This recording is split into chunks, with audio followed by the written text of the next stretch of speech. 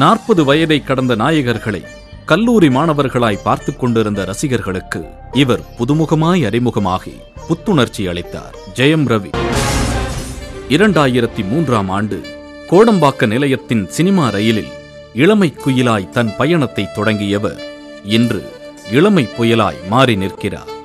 முதல் படத்தின் தலைப்பும் ரசிகர்களின் தீர்ப்பும் ஜெயமாகவே அமைந்ததால் ரவி எனும் நாயகன் ஜெயம் ரவியானார். இளமையின் வசீகரத்தால் இளம் பெண்களை வசியம் செய்தவர் தன் அடுத்த படத்திலேயே ஆக்ஷன் வளையத்திற்குள் வந்து நின்றார். தன் 2வது படமான எம் குமரன் சன் ஆஃப் மகாலட்சுமியில் கிக் பாக்ஸராக அரிதாரம் பூசிய ரவி 2006ஆம் ஆண்டு வெளியான உனக்கும் எனக்கும் திரைப்படம் ஜெயம் ரவிக்கு மாபெரும் வெற்றி படமாக அமைந்தது. காதலின் உறுதியை கவிதையாய் சொன்ன படம் ரவியை காதலர்களே காதலிக்கும் நாயகனாக்கியது.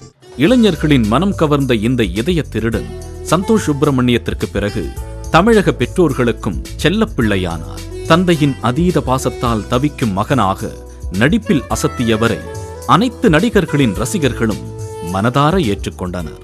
கூட என் கை உங்க கைக்குள்ளதான் பார்த்து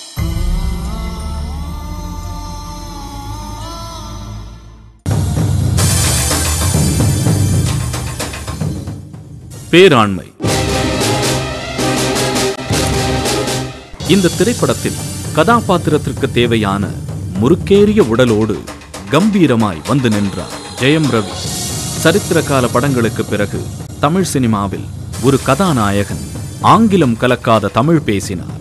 காடுகளிலும் மலைகளிலும் உடல் வருத்தி உழைத்த இவரின் அர்ப்பணிப்புக்கு மகத்தான வெற்றியை சமர்ப்பித்தனர் நம் தமிழ் சினிமா ரசிகர்கள். 2012 இளம் புயலாக பட்டை கிளப்பிய ஜெயம் ரவி இன்று அமீரின் குருகுலத்தில் பட்டை தீட்டப்பட்டு புதிய பரிமாணத்தோடு காத்திருக்கிறார். பெயருக்கு முன்னால் ஜெயம் கொண்ட ரவி